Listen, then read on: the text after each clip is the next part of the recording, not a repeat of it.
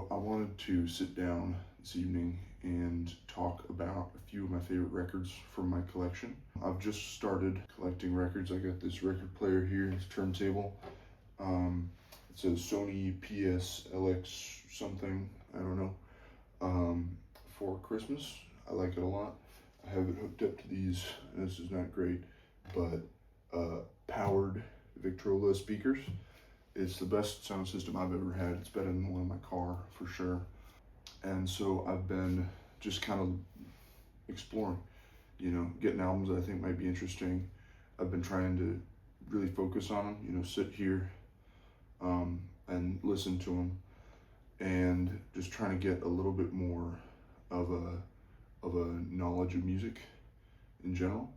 So I've got a bunch of albums and I'll talk about all of them at some point, but these are my favorite three right now. My first one is gonna be Wish You Were Here, Pink Floyd. I bought this at Easy Street Records in Seattle, which is one of my favorite record stores. Actually, I think I got all of these at Easy Street. It is a great place, tons of variety. You go upstairs, there's tons of old stuff, tons of new stuff. You can get used, whatever. And then my favorite part about it is they've got sort of a diner, breakfast, lunch situation in there where you can get food, which is just a great way to spend the morning in Seattle, if you ever get a chance. This record I've been enjoying a lot. It's one that I hadn't listened to a lot from Pink Floyd. It is a little different from some of their other albums in that it has basically five songs, five or six songs. It's bookended by these extended parts. I think it's parts one through 4, and then 5 through 7 or something like that, of the song Shine On You Crazy Diamond, which is excellent. It's an excellent song. And a lot of it is sort of this instrumental build-up into that song at the beginning of the album. And then you get 3 great songs. My 2 favorites from it are Welcome to the Machine, which is the last song that plays on the first side, and my other is Wish You Were Here. I think this album is very much about your place in the world as a person and how you have to exist within this sort of horrible machine that we've made the world into. It's about, are you gonna exchange your youth and your revolutionary feelings for a simpler, quieter life in the machine, And I've found it to be very interesting and just a cool perspective as things get worse politically at the current moment. We'll see if I can cut that down into anything useful. But yeah, Pink Floyd, Wish You Were Here, amazing album. Somewhat less dense of an album than, at least lyrically, than a lot of Pink Floyd's other stuff, but a great album. Give that a spin if you get a chance. All right, so my second album, and this is a recommendation from a friend. Shout out Jake. This is the first Steely Dan album I've ever listened to, Can't Buy a Thrill. It's also the first album that they ever released, and I've been told that it's kind of stylistically not exactly the same as some of their later stuff, so I'll have to listen to that stuff too. I really enjoy this album. Wish You Were Here has a lot of super extended instrumental sequences, and it's very slow and it's great, but it doesn't have the quality of being sort of easy listening.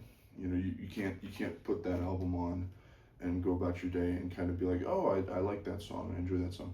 It doesn't have that same kind of quality, and this album is amazing at that. So you can put this album on, especially the first side. Obviously there's great songs on the second half. Reelin' in the Years, great song. Brooklyn Owes the Charmer, also amazing. But the first side of this album is nothing but bangers. It's great. I love this. Um, my favorite two off of this both come from the first side, and they're the fourth and fifth tracks off of the first side. That would be Midnight Cruiser and Only a Fool Would Say That. So Midnight Cruiser, I love the tune of Midnight Cruiser. It's a lot of fun. My favorite song off this album is Only a Fool Would Say That. It's the last song on the A side of this. It is sort of one of the best examples of this very funny, witty, sort of dark sense of humor that this album has throughout the whole thing. You know, if you listen to Reelin' in the Years, it's funny. If you listen to Only a Fool Would Say That, it's funny. Every single song off this album is very, I won't say every song. A lot of the songs off this album have this very specific sort of dry, funny quality to them that I think is really great. And it works very well with how well produced these songs are. They feel so smooth, and you put them on and they're just grooves. You know, you just enjoy them, you know. So I really enjoy this album. Can't Buy a Thrill. Favorite song is Only a Fool Would Say That. Give it a listen here. All right.